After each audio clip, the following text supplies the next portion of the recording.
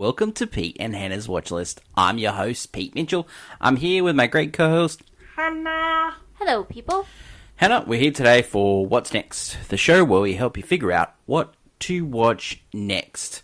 On today's show, Kraven the Hunter, Lord of the Rings, and the War of Rohirrim. But before we begin, let us tell the viewers and listeners what they should do. Could you pretty please leave a like and subscribe to the channel? Leave a comment down below your feedback on this show, our other shows, thoughts, feelings, all welcome. Hit the notification button and you'll get great content like this one, including AFI Top 100, 10-year revisited, movie number 48, Rear Window. We enjoyed that one. Love that movie. Love that movie. Alfred Hitchcock, great times. Next week, Streetcar Named Desire. It's a real good Christmas movie. Yeah. Hannah is in the Christmas garb. We're coming to the end of the year. That means the second annual Watchies will be next week, and we'll crown our championship belt holder. Hannah, for you, it is? Currently speaking, is Wicked. Any changes? Might be. Ooh. Wicked for me as well. Oh, we'll see if there's going to be some changes. Let us get on to today's show. And the first movie we're going to talk about is Kraven the Hunter. And it is the final movie in the villain series, the villain spin-off series of Spider-Man for Sony Verse. And Kraven the Hunter is the elevator pitch. A young boy who is attacked by a lion takes on the prowess of a lion and becomes the greatest hunter in the world. That is correct. And he has a bit of a mixed up family. Yeah, it's real. Reasons to see this. God, it's tough, isn't it?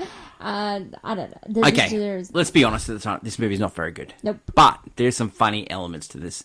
And I'll be honest, I had a little bit of a chuckle about some of the elements. Like, it's over-the-top action, over-the-top gore. It is Russell Crowe with the most thick Russian accent. Loving it.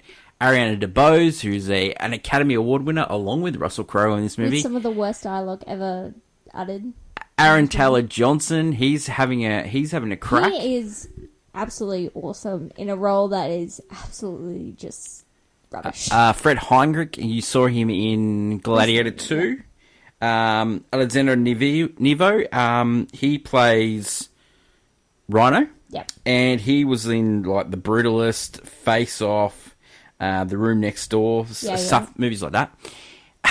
This movie is just really like dialed up to the max. Like, a lot of people said, "Oh, Madam Web was a bit boring." Yeah, like that was a slow burn. This one is just like action all the time because they have no story. There's no story. There's no story. Had no story. The writing in it is deplorable. Oh. Like, there are some lines of dialogue that you question. It was like as if someone wrote it down and it was like, oh, we'll fix it later before it goes out. And they never did. And it's just left in there. Like, you know, like my grandmother died and then I never saw her again. It's like, well, of course you didn't see her again. She died. Well, like, it's like, you don't need to utter that sentence. Okay, so there's a lot of people that wrote this movie. Richard Wank, who did the movies, the Equalizer movies. You had Art Markham, who did, I'll just say his most known movie, and then you'll understand why this movie was bad. Okay. Transformers, Last Night. Well, not The Last Night. Also, Matt Holloway, who also did the Transformers screenplay, The Last Night. But they also wrote Iron Man. Yeah, but Iron Man... That was a notoriously no script. They rewrote that. Yeah, day in, day there in, you day go. out. Yeah. The director of this movie is J.C. Chandor. He did Triple Frontier. He also did A Most Violent Year, Margin Call. Pretty good movies. Slumming it here with the old Sonyverse. Yeah. I think this movie has, like... I think the bones of this movie can be really good and interesting. But the problem definitely lies with the fact that Kraven the Hunter is supposed to be this feared villain of Spider-Man. Mm-hmm. And they make him out like you like this character. He's basically an anti-hero who's just hunting bad guys. Yeah.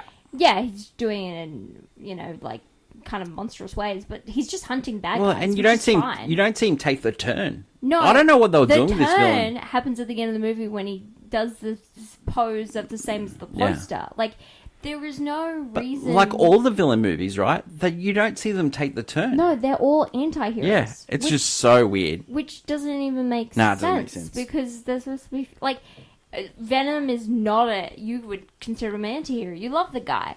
Morbius, let's just get that out of our heads. That shouldn't exist. And Madam Web was not as anything it was supposed to be.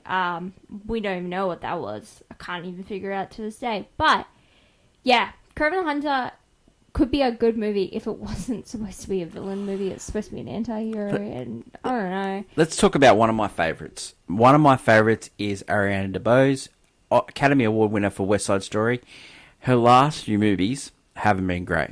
Argyle, this, Wish. We didn't mind Wish. We didn't mind it. No, Wish is bad. Okay. I didn't mind Wish. Yeah, I liked Ariana DeBose in Wish. Really, Wish is also a problem with script. I want her to have a good movie. Now, she's in this new movie with Kiwi Kwan. Yeah. Yep. Love Hurts, I think. Yes. Yep. Which is done by the guys that did John Wick. Okay, yeah. That looks okay. So hopefully she'll turn it around. But this lady deserves a great career, and I hope she has it. She's a really good. She's very actress. talented. Like in this movie, you question why she's in it because she's that good. Well, she plays Calypso. Yeah. She's really like, I'm like, Yeah. Ariana, what are you doing here? She's very talented. And same with Aaron Taylor Johnson. There are moments in this movie where you're like, no, this is a great action star here. And then it'll start with the dialogue. Well, there's a rumor going around, Hen, and this is so bad that this movie is going to cost him James Bond.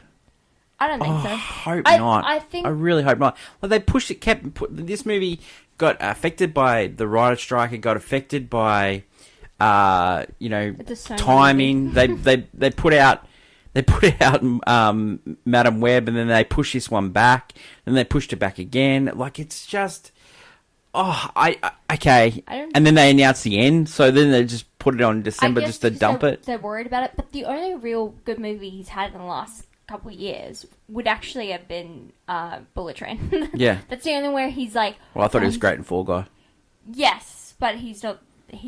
Yeah, that wasn't successful as well. Well, no, but also he's Great not movie, the star of that show. Yeah, but I'd he's... say in Bullet Train, he takes it. He takes over. He takes over. You do not care. Him and Brian Terry Henry take over the entire movie, and, we don't really care about Brad Pitt by the end of it. Okay, so let's talk about Russell Crowe. Okay, so I love Russell Crowe. I think you love Russell Crowe. I like Rusty, but in this movie, I found him quite grating. Yeah. Especially with that accent. I just loved it. Because I'm like, I love when you're doing something funny. It's like, right up there. Sexist, right up there. Funny, but in this movie, I'm like... What about that ascot tie situation that he had going on? Yeah. Hannah, I thought he could have been... He just can't do no wrong for me. Yeah, I know, in your eyes. Yeah, he's just brilliant. I just love him. I love how he's just like cashing checks. We do feel in this movie, because Aaron Taylor Johnson plays his son, he would have made the perfect... Aaron Taylor Johnson should have been in Gladiator 2. He shouldn't have done this. He should have done Gladiator 2. There are moments in this movie where they're touching reeds in the grass and stuff, and it's very much akin to... It could have been Gladiator. You know what? I think they were trolling Ridley Scott. I feel like... I think they were. Maybe the director's like, I know this is not going to do well. I'm just going to do this for me. Yeah, love it. I think that this movie is a miss, and I think it is a classic.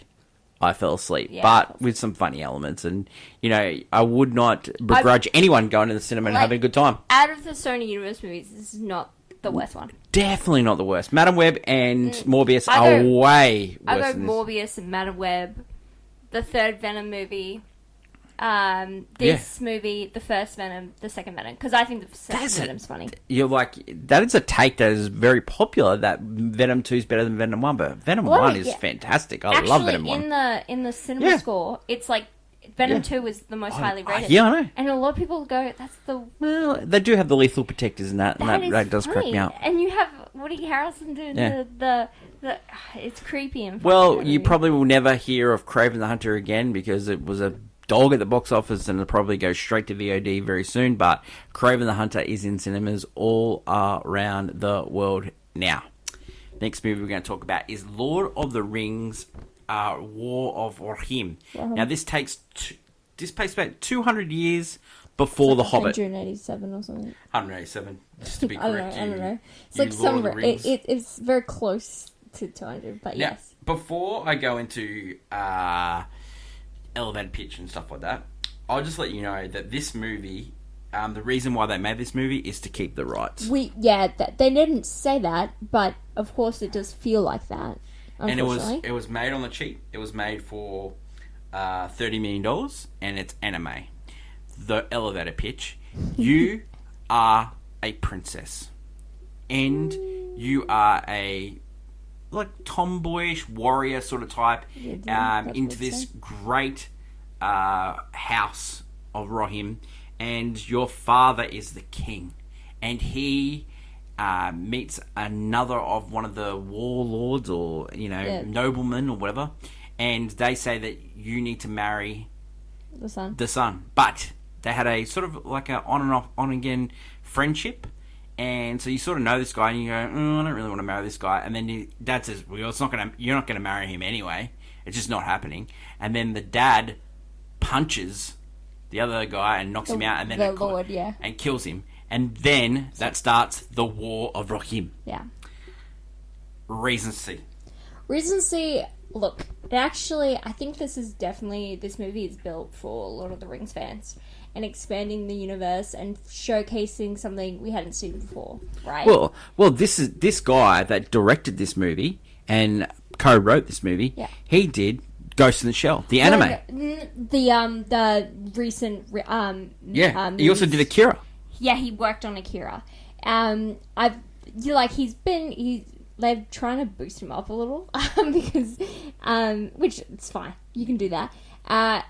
Going with the anime route, I think it is cheaper to go that route than say go for an in-house animation studio or something, which isn't bad. It's not bad. We need to try and use other animation practices to get things out. Yeah, I think also it's very faithful in detail to Lord of the Rings and creating this world, and it's this really well done what is supposed to be an action adventure movie. The fault of this movie just seems that it drags. It just is a fault of the fact that there's so much story and there's just so much happening that eventually it just drags at the start, and then by the time it gets really into the war, you're already like, oh yeah. And so we're just going, I feel like they're really cool scenes, but it took so long to get there, it felt like. This has a great voice cast. They did a really good job, in my opinion. Brian Cox, who plays the king, is Helm Hammerhead. Helm, yep. You got Gay Wise, who plays Hedda. Mm-hmm. You got Luca Pellegrini, who plays Wolf, and he's really good in it. Wolf? As Wolf? Like a voice. The villain? Yeah. No, I don't like him. I thought his voice work was great. No, because I was like, because he is one of those like, okay, the cousin. I was like, I loved, but I'm not talking about as a character. I'm talking about as a villain. He's a great villain. Not the voice of a great villain. Yeah, he's a great villain. Because I was like, oh, this character, so. Especially when you watch anime and you watch a certain character and they have all the looks of like a really great, and then you hear the voice and I'm like, that voice doesn't really go with how he looks. Like, it's one of those like, yeah, he's just because he sounds too whiny. Yeah, and that's what the character he is. But he doesn't look whiny. No, but that is the character. His character is a spoiled brat. Yeah, but I'd be okay if he sounded different. He's a spoiled brat, Hannah. I disagree with you totally. This guy. You want him to come across as a spoiled brat, and he does. That's the voice is trying to portray. I see what you're saying. And he did such a great job, but because you want him to lose. Like he is such a he's like a loser. Yeah, he goes out just seeking revenge above all else. Yeah, and it's because he hasn't been shown the right way by his father, and he's a spoiled brat, and that's why the whiny voice works. I will also say the character of Hera. I really do like the character. It's really weird though. She doesn't have. I don't feel like at the start of the movie she has people to really work off of as a character, but then later on it's really focused on her, and you don't have someone, like really working with off her, and so she is very much, I would say, the heroic plain hero type, and so it's just. you know, and then even her with the villain, like it's not as strong as it should be, I guess. It's you can definitely tell that it is a lesser known story from the Tolkien. Oh yeah, no, it was. Yeah. But also the fact that they did focus on a character like Hera, because there isn't, I guess, a wide berth of strong 100%. Female characters in this universe. And when this movie was greenlit, they were probably looking for a stronger female presence in the Lord of the Rings. But I actually I did like, she doesn't feel forced. You know, sometimes when they add a female character to a universe that, you know, Star Wars has a big issue with that. All of the times it's great, and then sometimes it has been a bit there's the storyline in this, how they're the forgotten people. And she's, like, forgotten. That's why we don't know. Because there is a thing of, like, not knowing strong female And there was, like, one of the flags in the maidens, the steel, And they were forgotten as well, that they were coming down to the last person. I don't even know why we had that flag up there that was mentioned. So, there's good elements to this movie. For me, it's not a movie that I will ever watch again. It is slow. The action scenes are pretty good. The final battle I really enjoyed. But for me, it is definitely not a watch. But if you're a Lord of the Rings fan, it's a watch. It is 100% for a Lord of the Rings fan. Yeah. It's filled with so much detail, and it's like really and then you know this special cameos. Yeah, and I was like, because I'm just a recent Lord of the Rings person who just started watching the movies, and I was like, I know the person, and I was like, okay, I know that. Shh, be quiet, Pete. Be quiet. But yeah. Rating for this one. What are you going to give it? I don't know. It's weird to say. It's in between I played on my phone and a golf clap, just because I feel like I don't know where I'd put it. Where do you feel? Oh, I think you should give it a golf clap because you enjoyed it way more than me. But for me, it's I played on my phone.